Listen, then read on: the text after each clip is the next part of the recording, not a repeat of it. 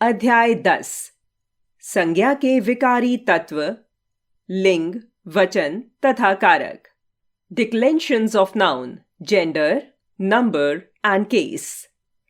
संज्ञा एक विकारी शब्द है। जिन शब्दों के रूप में विकार या परिवर्तन आ जाता है उन्हें विकारी शब्द कहते हैं। लिंग, वचन तथा कारक के कारण संज्ञा में विकार आता है। जैसे 1. लड़का खेलता है, लड़की खेलती है, लिंग के कारण। 2. लड़का खेलता है, लड़के खेलते हैं, वचन के कारण। 3. लड़का खेलता है, लड़कों ने खेल खेला, कारक के कारण। इस प्रकार संज्ञा के 3 विकारी तत्व होते हैं। 1. लिंग, 2. वचन, 3. कारक। 1.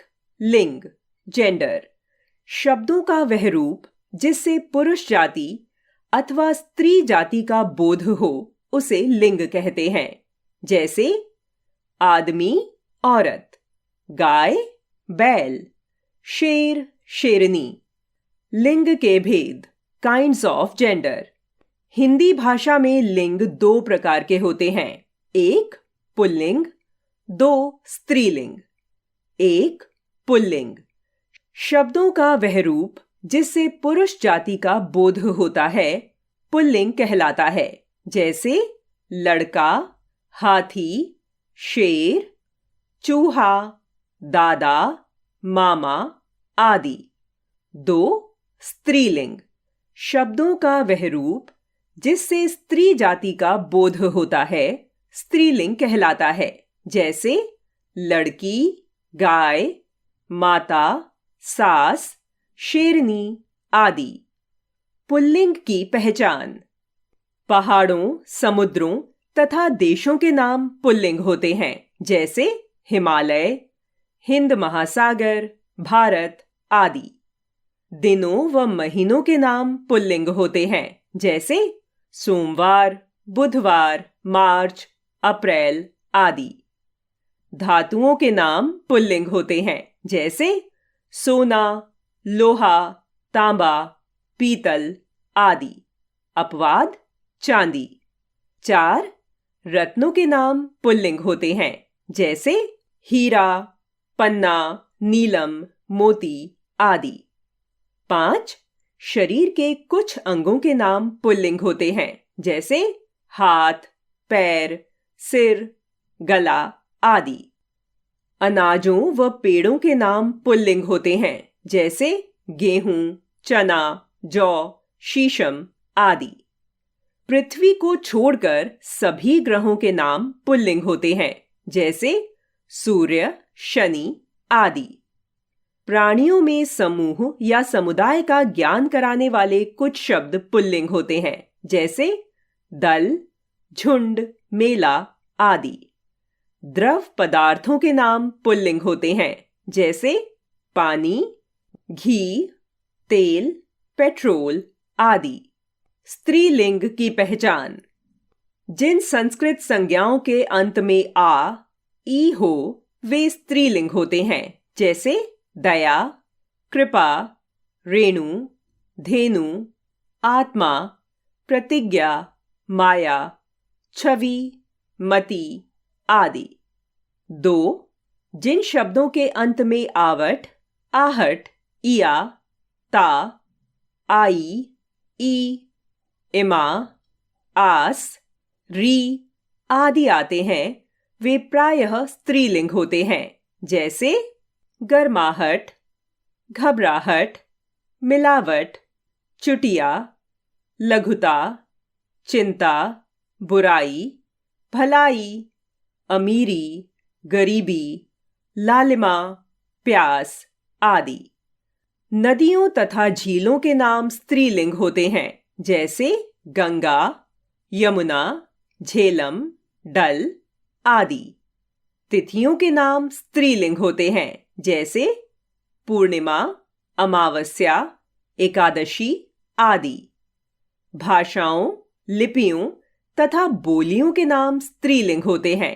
जैसे हिंदी, उर्दू, गुजराती, अंग्रेजी, देवनागरी, ब्राह्मी आदि।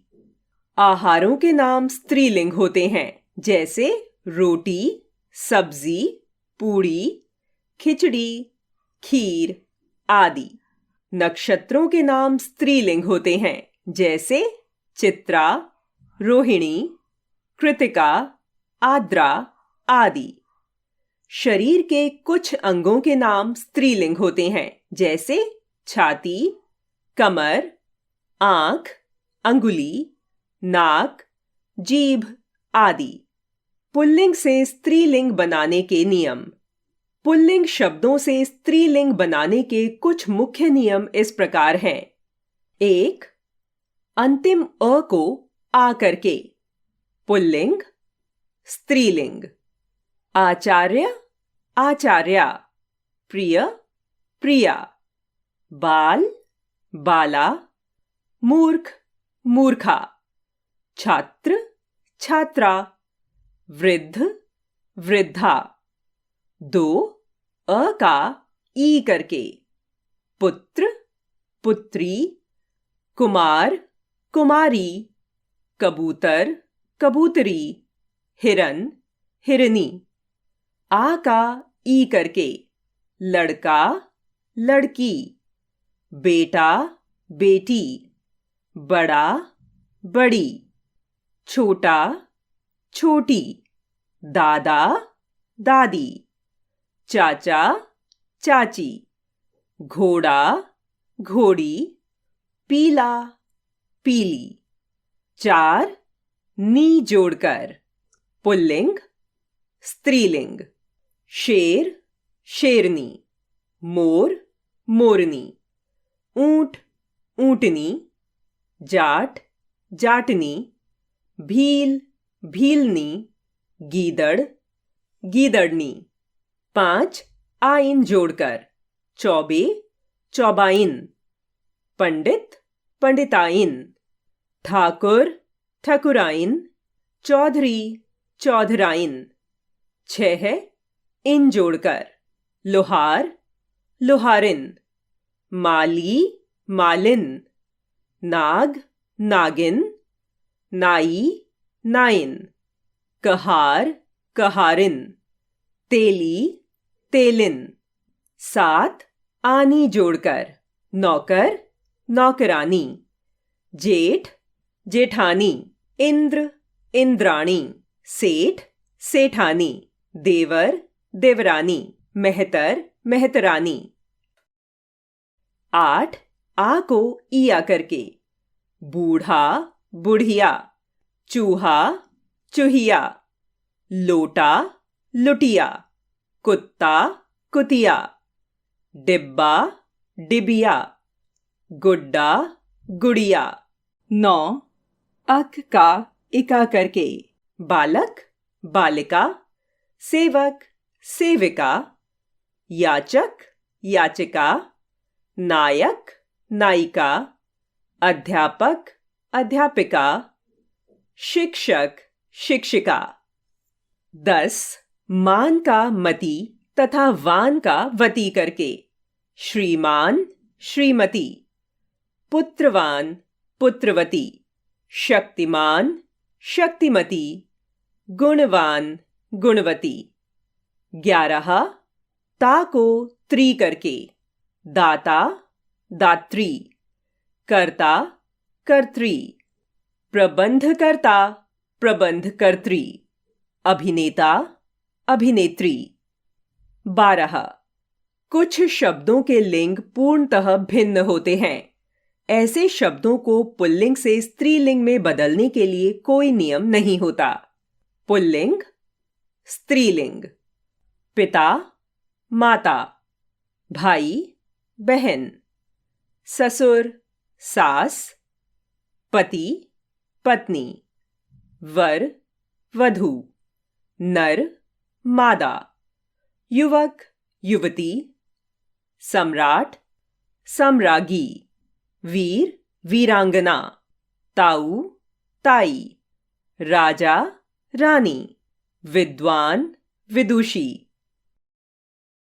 याद रखिए, प्रत्येक संज्ञा के लिंग के अनुसार विशेषण और क्रिया के रूप चलते हैं। जैसे लड़का पढ़ता है, लड़की पढ़ती है। विनय अच्छा लड़का है, विनीता अच्छी लड़की है। अप्राणीवाचक निर्जीव शब्द भी स्त्रीलिंग या पुल्लिंग होते हैं। अप्राणीवाचक शब्दों का लिंग निर्धारण प्रयोग पर निर्भर करता है। लोक व्यवहार और रूढ़ि से इनका लिंग जाना जाता है। जैसे दही खट्टा है, दही खट्टी है। कुछ पदवाची शब्द ऐसे होते हैं जो पुल्लिंग और स्त्रीलिंग दोनों में समान रूप से आते हैं। जैसे राष्ट्रपति, प्रधानमंत्री, डॉक्टर, प्रिंसिपल, तैराक, पर्वतारोही, मैनेजर आदि। इनका लिंग परिवर्तन नहीं होता। कुछ शब्द ऐसे होते हैं जिनका प्रयोग सदा पुल्लिंग में ही किया जाता है। जैसे कौवा, तोता, मच्छर, उल्लू आदि। कुछ शब्दों का प्रयोग सदा स्त्रीलिंग में ही किया जाता है। जैसे मछली, कोयल, मक्खी आदि। इन शब्दों का लिंग स्पष्ट करने के लिए इनके साथ नर या मादा शब्दों का प्रयोग किया जाता है। आओ दोहराएं। संज्ञा के विकारी तत्व 3 हैं: लिंग, वचन तथा कारक। पुरुष तथा स्त्री जाति का बोध कराने वाले शब्द के रूप को लिंग कहते हैं। लिंग के 2 भेद होते हैं, पुल्लिंग तथा स्त्रीलिंग। 2. वचन। सामान्य बोलचाल की भाषा में वचन शब्द का प्रयोग किसी के द्वारा कहे गए शब्दों के लिए किया जाता है, किंतु व्याकरण में वचन का प्रयोग संख्या का बोध कराने के लिए होता है। जैसे 1. कुत्ता भाग रहा है, कुत्ते भाग रहे हैं। 2. घोड़ा दौड़ रहा है, घोड़े दौड़ रहे हैं। 3. गुब्बारा उड़ रहा है, गुब्बारे उड़ रहे हैं। 4. वह हंस रहा है, वे हंस रहे हैं। उपर्युक्त वाक्यों में कुत्ता, घोड़ा, गुब्बारा, वह शब्द संख्या में 1 होने का बोध करा रहे हैं तथा कुत्ते, घोड़े, गुब्बारे, वे शब्द संख्या में 1 से अधिक होने का बोध करा रहे हैं। इस एक अनेक को वचन कहते हैं। इस प्रकार हम कह सकते हैं, शब्द का वह रूप जिससे एक या अनेक का बोध होता है वचन कहलाता है। वचन के भेद, काइंड्स ऑफ नंबर। हिंदी भाषा में वचन 2 प्रकार के होते हैं, एक वचन तथा बहुवचन। एक वचन शब्द के जिस रूप से एक वस्तु, प्राणी अथवा पदार्थ का बोध होता है उसे एक वचन कहते हैं। जैसे लड़का, नदी, माता, घड़ी, मेज आदि। 2. बहुवचन शब्द के जिस रूप से एक से अधिक वस्तुओं, प्राणियों अथवा पदार्थों का बोध होता हो उसे बहुवचन कहते हैं। जैसे लड़के, नदियां, माताएं, मेजें, घड़ियां आदि। एक वचन से बहुवचन बनाने के नियम। एक वचन से बहुवचन में बदलने के लिए निम्नलिखित नियम हैं। 1. आ को ए करने पर एक वचन, बहुवचन। कपड़ा, कपड़े। नाला, नाले। जूता, जूते। तोता, तोते। लोटा, लोटे। लड़का, लड़के। 2. अ को ए करके बहन, बहनें। रात, रातें। बात, बातें। चादर, चादरें। 3. आ के साथ ए जोड़ने पर माता, माताएं। माला, मालाएं। कथा, कथाएं। महिला, महिलाएं। कला, कलाएं। दिशा, दिशाएं। लता, लताएं। कविता, कविताएं। 4 ई के साथ या जोड़ने पर। नीति, नीतियां। रीति, रीतियां। मणि, मणियां। रात्रि, रात्रियां। 5 ई को ई करके और उसमें या जोड़ने पर। एक वचन, बहुवचन। घड़ी, घड़ियां। धोती, धोतियां। गाड़ी, गाड़ियां। लड़की, लड़कियां। सखी, सखियां। छड़ी, छड़ियां। 6 ऊ में ए जोड़ने पर। वस्तु, वस्तुएं। ऋतु, ऋतुएं। धेनु, धेनुएं। धातु, धातुएं। 7 ऊ को ऊ करके और उसमें ए जोड़ने पर। बहू, बहुएं। वधू, वधुएं। जूं, जुएं। लू, लुएं। 8 या का या करने पर। चिड़िया, चिड़ियां। चूहिया, चूहियां। खटिया, खटियां। लुटिया, लुटियां। 9 शब्दों के अंत में वृंद, जन, वर्ग, समुदाय, लोग आदि शब्द जोड़कर बहुवचन रूप बन जाता है। जैसे नेता, नेतागण। साधु, साधुवृंद। संत, संतजन। भक्त, भक्तजन। युवा, युवा वर्ग। मानव, मानव समुदाय। अमीर, अमीर लोग। आर्य, आर्य लोग। याद रखिए, कुछ शब्द सदैव एक वचन में प्रयोग होते हैं, जैसे जनता, भीड़, दूध, जल, बुढ़ापा, गरीबी आदि। कुछ शब्द सदैव बहुवचन में प्रयोग होते हैं, जैसे आंसू, प्राण, दर्शन, हस्ताक्षर आदि। सम्मान देने के लिए सदैव बहुवचन का प्रयोग किया जाता है, जैसे पिताजी दफ्तर गए हैं, गुरुजी पढ़ा रहे हैं। कुछ शब्दों का एक वचन तथा बहुवचन दोनों में एक समान रूप रहता है। केवल क्रिया तथा विशेषण का रूप बदलता है, जैसे आम मीठा है, एक वचन। आम मीठे हैं, बहुवचन। आओ दोहराएं।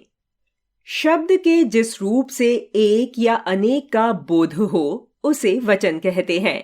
वचन के 2 भेद होते हैं, एक वचन तथा बहुवचन। 3 कारक, केस। निम्नलिखित वाक्यों को ध्यानपूर्वक पढ़िए। 1 मम्मी ने खाना बनाया। 2 रेखा ने नेहा को बुलाया। 3 पापा ने चाकू से सेब काटा। 4 अवी अवनी के लिए ठंडी ठंडी रसमलाई लाया। 5 ज्योति डिब्बे से निकालकर चॉकलेट खाने लगी। 6 भारती पायल की सगी बहन है। 7 पूजा कोने में पड़े सुंदर फूलदान को देखने लगी। 8 मोहिनी ने कहा, अरे सोनाली, इसे देखकर हैरान क्यों हो?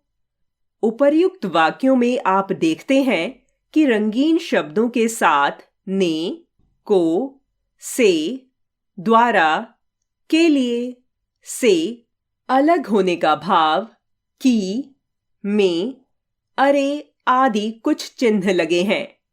इन चिन्हों के बिना उपर्युक्त वाक्य सार्थक नहीं बन सकते थे। ये सभी चिन्ह कारक चिन्ह, विभक्तियां अथवा परसर्ग कहलाते हैं। इस प्रकार हम कह सकते हैं, संज्ञा या सर्वनाम के जिस रूप से उसका संबंध वाक्य के अन्य शब्दों, विशेषकर क्रिया के साथ ज्ञात होता है, उसे कारक कहते हैं। कारक के भेद, काइंड्स ऑफ केस। कारक के निम्नलिखित 8 भेद होते हैं। इन्हें तालिका के माध्यम से समझिए। कारक, चिन्ह, लक्षण। 1. कर्ता, ने, जो क्रिया करे। 2. कर्म, को, जिस पर क्रिया का फल पड़े। 3. करण, से, द्वारा, जिस साधन से क्रिया हो। 4. संप्रदान, के लिए, को, जिसके लिए क्रिया की जाए।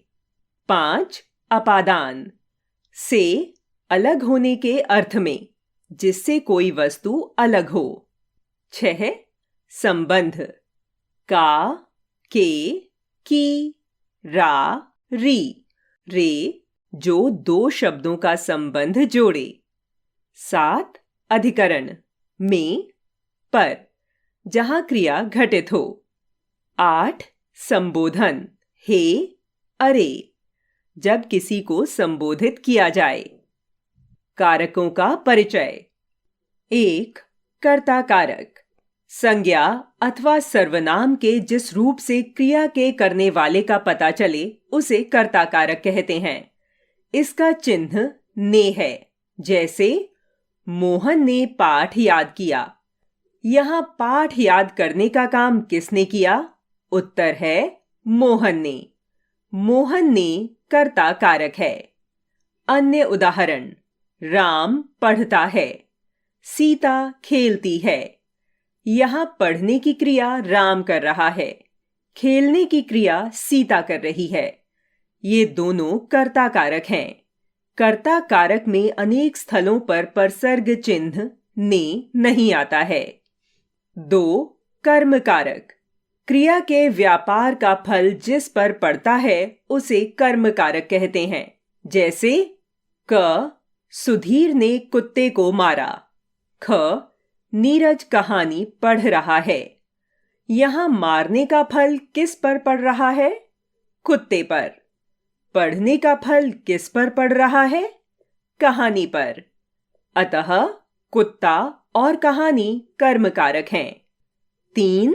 करण कारक, जिस साधन से क्रिया संपन्न की जाती है वह करण कारक कहलाता है।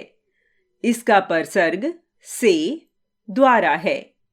क, राधा ने मोबाइल से अपनी मां से बात की। ख, कमल ने डंडे से सांप को मारा।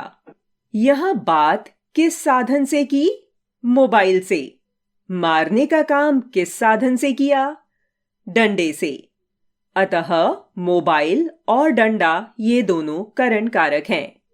4. संप्रदान कारक, जिस संज्ञा या सर्वनाम के लिए क्रिया की जाती है या जिसके लिए कोई वस्तु दी जाती है उसे संप्रदान कारक कहते हैं। इसका परसर्ग के लिए है।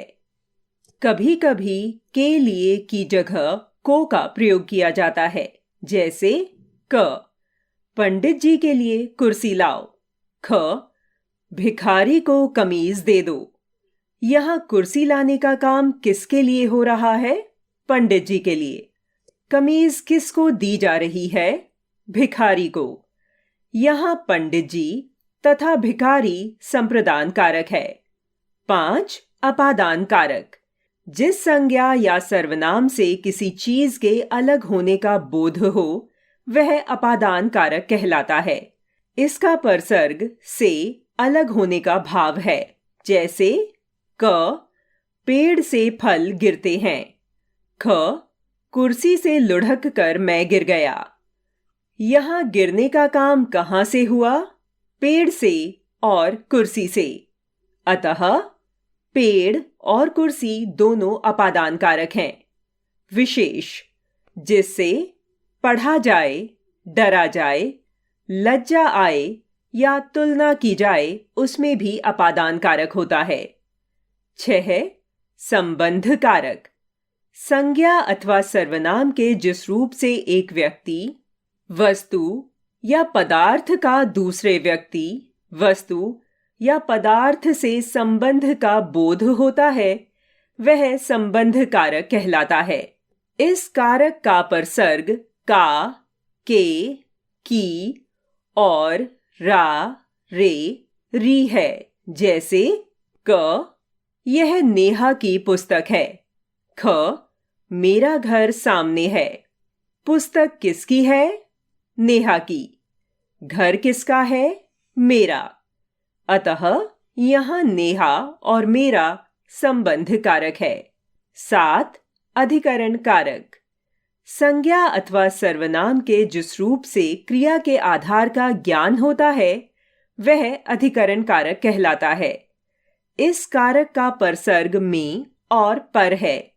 क, पेड़ पर पतंग टंगी है। ख, श्री रामचरितमानस में राम की कथा है। यहां टंगने की क्रिया किस स्थान पर हो रही है? पेड़ पर। राम कथा किस जगह है? श्री रामचरितमानस में। ये दोनों पेड़ और श्री रामचरितमानस अधिकरण कारक हैं। 8. संबोधन कारक। शब्द के जिस रूप से किसी संज्ञा पद को संबोधित किया जाए उसे संबोधन कारक कहते हैं। संबोधन कारक का परसर्ग है हे, अरे, ओ आदि, जैसे क, हे प्रभु मुझ पर दया करो। ख, अरे लड़के इधर आ। यहां दोनों वाक्यों में जिसको पुकारा जा रहा है वह पद कौन सा है?